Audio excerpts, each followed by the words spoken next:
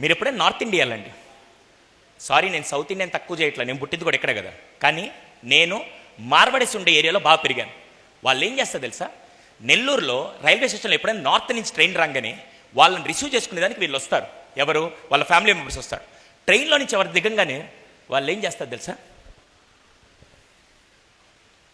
దీని అర్థం ఏంటి తెలుసా?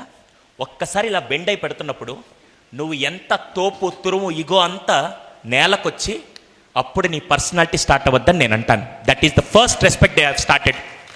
మన వాళ్ళు ఏం చేస్తా తెలుసా? ఇప్పుడుండే వాళ్ళు రెస్పెక్ట్ ఫస్ట్ నువ్వు ఇవ్వు, తర్వాత నేను ఇస్తా, అది నాకు నచ్చితే ఇస్తా. ఇప్పుడు స్కూల్స్కి వెళ్తే కొన్ని స్కూల్స్లో ఇప్పటికీ ఐ ఫీల్ ఎక్స్ట్రీమ్లీ హ్యాపీ. వాళ్ళు ఏం చేస్తున్నారు తెలుసా? ఆయమ్మని ఆయమ్మ అని పిలవనివ్వరు, ఆయమ్మని ఆయమ్మ అని పిలవనివ్వరు. ఆయమ్మని ఏమని పిలిపిస్తున్నారు తెలుసా?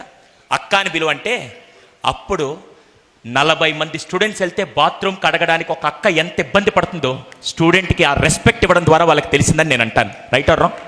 చాలామంది ఏం చేస్తారు తెలుసా? అసలు రెస్పెక్ట్ అనే ఎలిమెంట్ని పిల్లలకి నేర్పించట్ల. ఈరోజు చాలామంది స్టూడెంట్ ముందు టీచర్ నిలదీస్తే జీవితాంతం వాడు ఎవరికి రెస్పెక్ట్ ఇవ్వడం నేను అంటాను. Right are wrong? దయచేసి ఈరోజు నుంచి మోస్ట్ ఇంపార్టెంట్ థర్డ్ వాల్యూ ఇప్పటికీ